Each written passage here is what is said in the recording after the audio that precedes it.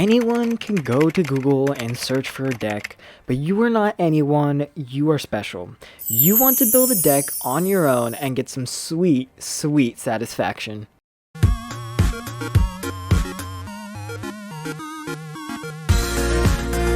Hello everyone and welcome back to Game Panda. Today we are playing some more Yu-Gi-Oh! Duel Links, and today I'm going to show you the perfect 5-step method to making a super strong deck in Duel Links. Now step 1 is research, and that's mainly because you gotta know what kind of deck you want to build. You can't just build willy-nilly over here. Now when I say research, I don't mean you gotta write a 5-paragraph essay showing your findings, MLA, sources cited, and then build the best deck in Duel Links. No.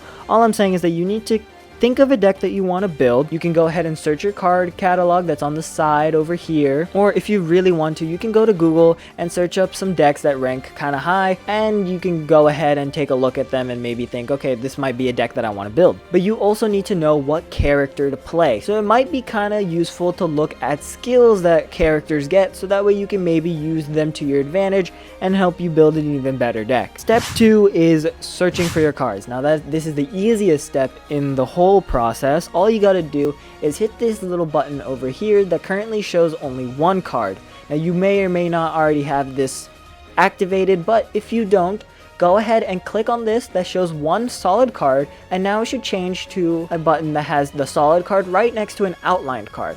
Now this basically means that we can see every single card in Duel Links that ever existed, whether it be banned cards or regular cards. You can see them all at this point. Now that you've done this, you want to search the archetype that you want to build. For example, for me, I want to build an Infernoid deck because I've gotten a lot of those cards. So I'm going to go ahead and type in Infernoid and go ahead and hit search. And you can see I now have all the cards that have Infernoid either in their name or their card description available to me here, including the ones that I don't have. So you can see I have a bunch of these cards, but then there's also this card down here, Infernoid Devyati, that I don't have, and it's just grayed out, but I can still access it and add it to my deck if I want to. Now step number 3 is reading.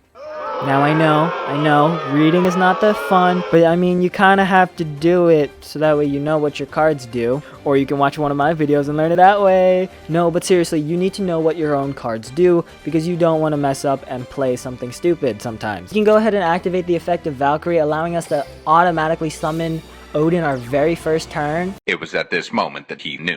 He up. Well guys, I messed that up very badly. I can't believe I choked that. My goodness. Oh my god. How did I choke that so badly? Now step 4 is putting the cards together. Now, in my opinion, this is the hardest step because I don't want to do step 5. But in this step, you're basically going to be placing all the cards that you think would be good. So usually what I do is I start with the ace card so I can figure out what cards are 100% necessary even if I don't think that they're good. So since that you've read through all of them, you're basically going to add whatever cards to whatever amount. Now here's the thing. You can go ahead and combine steps 3 and 4 where you read a card and then you add it if you like it, but then you might run into issues where there might not be good synergy despite them being in the same archetype. If it's a larger archetype like Archfiend, it might not have good synergy with other cards, or you might just get too many cards and go past this 30 card limit. Now you can just go on based off of feels for now. So for example, for me, I think this card would be pretty good at 3. So I'm going to go ahead and add 3 copies of it. It may be 3 in the final deck, it may only be 2, I don't know yet, but right now I think 3 would be a good amount for it, so I'm going to go ahead and set all 3 in there because I like its effect where it can go ahead and destroy one spell or trap card on the field. Alright, so now I've gone ahead and finished step 4. I have a bunch of cards in here, and as you can see I have 28 cards, which is not a good number for a deck. You should have 24 max, and 24 is a lot. You want to stay around 20, you want to be like 20 to 22-ish. But the max I've ever gone is 24, and it's still having, you know, a little bit of consistency issues, but I would stick it to around 20. Now we're moving on to step 5, which is editing the deck. This is actually the hardest part of building a deck, so if you're following along by now, you should have a bunch of cards in your deck, somewhere around 30 cards. It can be over, it can be less, it just depends on what you're doing. So we need to really cut this down. So for For this example here, we're going to have to cut it down by 8 cards, minimum of 8 cards. And I say minimum because you want to get it a little bit less than 20 cards. This is mainly because there are still tech cards that we need to add, which we will add at the end of this step. So go ahead and look through these cards, find the cards that you added that you were a little bit on the fence about, and then remove those, and then continuously remove and refine cards, so that way you have only the best of the best. Now, I've basically done this. Obviously, this isn't the ideal version of an Infernoid deck because I'm not really reading through everything correctly. I'm just kind of doing this for the sake of the video. But now I'm down to 20 cards. So now we want to go ahead and add some tech cards. This is still part of steps 5. So let's go ahead and remove our filter by hitting the trash can. Personally, I have a bunch of tech cards that I like, which are mainly spell and trap cards that I have in my favorites. Now, this may or may not be how you set it up, but find some tech cards that you're interested in. You can go ahead and Google some good tech cards, or you can use my video that I'll link down in the description below of the top tech cards, in my opinion, for free-to-play players. But personally, what I'm going to do is I'm going to add 2 MSTs, and then looking at this deck is a lot about sending stuff to the graveyard, so I may or may not have some issues with having a monster out there protecting myself. So, for that reason, I think it might be a good idea to have Karma Cut in here, or potentially Lightning Vortex, because A, it allows me to negate an attack or destroy something of theirs, while getting rid of a card that I need. I could also maybe add a Regeki Break.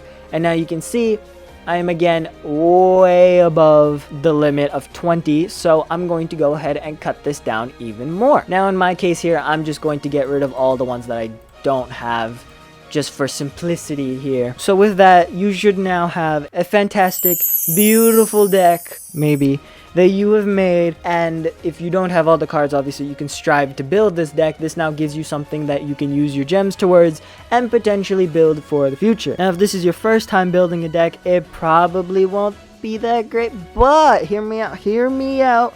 Don't worry, because as with everything, practice makes things easier, and you'll get better over time. And if you made it this far into the video, I'm going to spill a little secret here, and that's called step 6. And that step 6 is Google the deck and find a deck list. Now, you may be thinking you could have done this from the beginning, and I just wasted your time here. And to that, I say, yeah, you definitely could have Googled the deck and just built from whatever you see there. But the whole point of making your own deck is to use what you got and what you could easily attain to make the deck that you're proud of. And that's the most important part. It's a deck that you're proud of and are going to gain a little bit of satisfaction from using, because this is your creation, your baby. But the reason why you should go ahead and look up a deck list is because if you're missing anything important, for example, in my case, I personally don't know if Void Vanishment is that important. So I currently in mine only have 1 in there. Realistically, I wouldn't want to have that one. I would prefer Void Feast. But maybe there's a reason to run Void Vanishment over Void Feast. I don't know. Not a Infernoid master over here. But you could potentially figure that out and realize, okay, maybe I should use Void Vanishment over Void Feast, and then you can maybe figure out why they would do this, and then maybe there's some synergy that go along with it, so you need some other cards, and then you can fine-tune your deck even more. But however, I do want to caution you with this step, because you might be tempted to be like, oh, this is on a website, it must be better than mine, so I'm just going to delete mine and then use theirs. This may or may not be true, because a lot of these websites out there, they are community made, so that doesn't mean that they're 100% the best. You might have come up with a brand new combo that no one's ever seen before, highly unlikely, but there are chances that the deck that you are finding online is not the best for you or the best in general. But if this is a deck that you are working towards building, for example, there's cards that you don't have, Googling could definitely save you 3,000 gems or so, because you might have spent the 3,000 gems on a super rare or an ultra rare that just might not have been needed at all. So that's why I recommend Googling, but do be cautious with it. Make sure it's still your deck. And with that secret step 6 out of the way, that's gonna do it for us, guys. I hope you guys enjoyed. Make sure you guys leave a like, subscribe, turn on those post notifications, and let me know down in the comments below 2 things. 1, what deck are you guys gonna be building with this method? And 2, do you guys want to see more tutorials like this? I don't really do tutorials usually, but maybe you guys want to see more, and I'll see you guys next time. Peace.